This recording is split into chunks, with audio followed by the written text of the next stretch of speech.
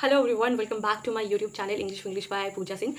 And today here we are going to solve paper 1 PYQ from 2012 to 2025, and this is going to be wonderful because as we have already solved for paper 2 English and we have completed from 2012 to 2025, and yes, this is from the book itself. I'm not going for the live session, and since this is a recorded session, not live, so you can pause, you can rewind and solve along with at your own pace. And also a disclaimer for you, because for the maths question, I'm going to be super honest. Why? Because I'm not a maths topper. I am a topper of English literature, and that is why I have received a gold medal for that also. And in fact, maths is a little bit scary for me too. So yeah, but I will show you that how I prepared with simple tricks, with the answers given in the book itself. I practiced a little more, I revised. See, and but and if you want to go into deep into maths, I will also tell you the resource where I followed and where they will tell you the in-depth of it, so you can go and check out their channel, and I will also mention that channel at the end of this video. So yes, stay tuned till the end, grab your pencil, grab your notebook, and let's get started. And yes, here I promise you that we will cover the paper 1 PYQ from 2012 to 2025. And yes, this is going to super amazing. Why? Because every time you will see question is coming directly from PYQ, and yes, paper 1 is your free marks, the bonus marks, and that is the one which will give you the addition for your paper 2. Yes, this is the additional marks you will be getting, and this is the only, as either paper 1 can make you or break you. So yes, let's get started. So here we are going to solve UGC NET paper 1 exam June 2012. Okay, so let's get started. The very first question is that video conferencing can be classified as one of the following types of communication. पहले 2012 का और उस time का जो question होता था ना, बहुत ज़्यादा मतलब ईजी पीजी होता था. 2012 का बहुत ईजी और पीजी क्वेश्चन होता था. डायरेक्ट क्वेश्चन था क्योंकि उस टाइम पे उतना इंटरनेट का वेव भी नहीं था और बहुत ज़्यादा परेशानी भी नहीं था. डायरेक्ट क्वेश्चन आते थे. ठीक है. So now it has been asked that video conferencing can be type as one of the following. कौन सा टाइप का था, कौन सा टाइप का है? It is audio visual in 2 ways. Visual 1 way नहीं है. क्यों? क्योंकि ऑडियो वीडियो कॉन्फ्रेंसिंग, जैसे आप आज व्हाट्सएप पे वीडियो कॉल कर रहे होते हो तो ऑब्वियसली 2 आदमी रहता है, उसका ऑडियो भी रहता है और उसका विजुअल भी रहता है. ठीक है. Now audio visual 1 way, no, it is wrong, and visual 2 ways, it is also wrong. So audio plus visual 2 way. Question number 2. MC National University of Journalism and Communication is located at where? It is located at Bhopal. ठीक है, ये भोपाल में located है. All India Radio, that is IAIR for broadcasting, was named in the year. It was named in the 1936. That you have to remember. ठीक है. Question number 4.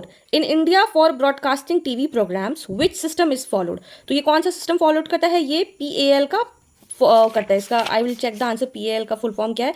PAL का full form is phase alternating lines, is a analog television colour encoding system used in a broadcast television system. और बहुत सारे countries में use किया जाता है, जैसे NTSC that is national television system committee and SCEM that is sequential कलियर एवियम मेमोयर. तो this is the correct answer. Now ये पूछा है question number 5. The term DAVP stands for. DAVP किससे स्टैंड करता है? तो हम लोग डायरेक्ट आंसर करें सो दैट आपको कम टाइम में बहुत ज़्यादा बेनिफिट हो. So it is, I am not reading all the 3 options but the direct answers. That is I have also mark the correct answers earlier. Now question number 4. What is DAVP? DAVP is a directorate of advertising and visual publicity. Now question number 6. The term TRP associated with TV shows stands for. What does TRP stand for? अभी आप बहुत ज़्यादा सुन रहे होंगे कि TRP क्या होता है, TRP क्या होता है. It is of total rating points. ठीक है. So this is the correct answer. Now question number 7. As I've already told you that I'm not a maths का topper, but yes, still I can tell you that थोड़ा बहुत जो मेरे को आता है ना, how I practiced. I have practiced maths का answers देख के ही. So here what is the question number 7? Question number 7 is that which is the number that comes next in the following sequence? बहुत easy है ये. 2, 6, 12, 30, 42, 56. ये कैसे आए? तो इसका ये मैंने लिख लिया है कि इसको हम लोग जो भी नंबर है उसको प्लस करके 2 इंटू 2 करेंगे. तो 2 इंटू 2 क्या हो गया? 4 हो गया. और पहले से प्लस क्या दिया हुआ था? पहले से क्वेश्चन में क्या दिया था? 2. तो 2 + 4 = 6. वैसे ही फिर जो आया 6, तो हम लोग 6 लिखे. 2 3 = 6, इसको 6 किए और प्लस 6. तो 6 + 6 क्या हो गया? 12. तो आप नंबर देख सकते हैं, पहला आ गया मेरा 6, फिर आ गया 12. तो उसी तरीके से हम लोग करेंगे. 72 कैसे आएगा? तो 56 है पहले से दिया हुआ, उसको हम लोग कैसे मल्टीप्लाई करेंगे? उसके बाद हमारा 8 2 आया 16, और 16 पहले से 56 आया हुआ था, तो it is 56. 56 + 16 = 72, and that is the answer. Number 72 is the correct answer. ठीक है. वैसे ही यहाँ पे question number 8. Find the next letter was the series YS P. So P में से माइनस करेंगे, यहाँ पे -3 का सीक्वेंस चल रहा है, आप ये Y V S P लिखिए, P में से 3 माइनस करेंगे तो हमारा आंसर आएगा M. So this is the correct answer and this is how we have to do it. Now question number 9. Given in the code language that is 645 means day is warm, 42 means warm spring and 632 means spring is sunny. Which digit represents sunny? तो इसको आप coding language में करना है. यहाँ पे 645 means लिखा हुआ है डे इज वार्म, 42 मीन्स लिखा है वार्म स्प्रिंग. सो इसको आपको जो भी वर्ड्स है उसको आप अलग अलग ऐसे करके लिख लोगे. तो यहाँ पे सिंपली 3, जो 3 आप देखोगे उसका मतलब है सनी, क्योंकि एक ही में सनी आया है. यहाँ पे 645 में आप देखोगे इसमें डे इज वार्म लिखा हुआ है, 42 में आप देखोगे is warm spring, so no sunny. So 645 में तो बिल्कुल भी नहीं है, no it is not. Then 42 it is not. So एक ही हमारा बच जाता है 3.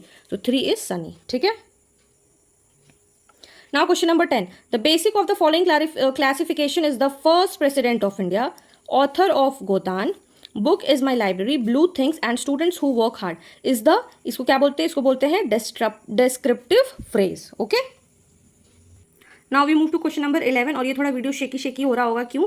क्योंकि मेरे पास वो क्या बोलते हैं हैंगिंग वाला, क्या बोलते हैं उसको यार, ट्राईपॉड नहीं है. ट्राईपॉड का एक हैंगिंग वर्जन भी आता है, वो नहीं, इसलिए थोड़ा सा हिल रहा होगा. So please bear it with me, I have no option. So हाथ में फ़ोन पकड़ के I am doing it in the, I just want कि आपको बेनिफिट हो, बस शेकी हो रहा है थोड़ा सा, आप देख लो. In the expression nothing is larger than itself is a relation is larger than. तो क्या रिलेशन है इसका? We will find it. It is none other than the irreflexive.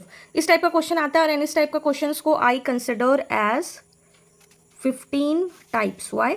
Because 15 types are those types, और those are watching it for the very first time. 15 types are those type जिसका कोई sir पैर नहीं होता, but still UGC net उसको देता है ताकि आप एग्जाम में आपको परेशान नहीं होगा. इसको सिर्फ कॉमन सेंस से आप यूज़ कर सकते हैं, या फिर आप इसको कैलकुलेटेड गेस से ही सॉल्व कर सकते हैं. ठीक है. Now question number 12.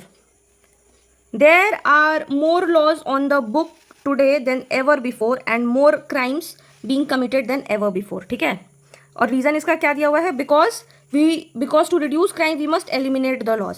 सो ये तो अजीब क्वेश्चन है. तो ए इज़ ट्रू ऑब्वियसली कि जितना ज़्यादा लॉज नहीं है उतना ज़्यादा आज क्राइम्स हो रहे हैं. लेकिन इसका जो रीज़न दिया हुआ है because to reduce crime we must eliminate the law, इसका कोई मतलब नहीं है. So A is true, R is doubtful and R is not the correct explanation of A. So it is correct. Question number 13. If the proposition all men are not mortal is true, अगर ये true है, then which of the following inferences is correct? Choose from the correct code given below. तो ये कौन सा होगा? इसका answer होगा this one. Some men are mortal is false. No men are mortal is doubtful. And all men are mortal is false. इसको समझने के लिए आपको पूरा रीजनिंग समझना पड़ेगा कि ये क्या होता है. लॉजिकल रीजनिंग का ये पार्ट है. This is a part of logical reasoning. और अगर आपको लॉजिकल रीजनिंग समझना है तो you can visit Talveer Singh sir का वीडियो, उसमें उन्होंने बहुत अच्छे से समझाया. एक बहुत बड़ा सा क्लास होता है, उसको आप समझ लोगे तो ये अपोजिशंस का पार्ट होता है, और इसको आप समझ लोगे तो that will be very helpful for you. ठीक है. Now will move to question number 14. Determine the nature of the following definition. क्या है? Abortion means the ruthless murdering of the innocent being.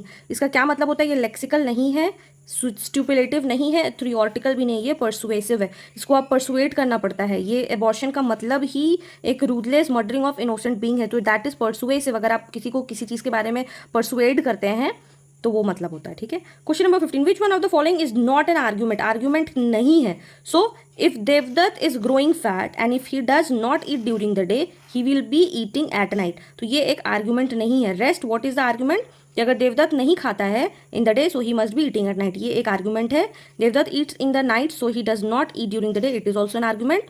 Since Devdatt does not eat in the day he must be eating at the night. So these 3 are the example of argument. ये example है argument का.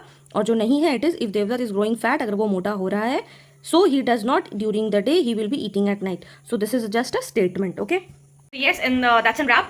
That's total top 15 questions from UGC NET June 2012, and rest we'll be doing in the next session. I will make sure that before your examination I'll complete all the series. So yes, this video, do not forget to like, share and comment for more.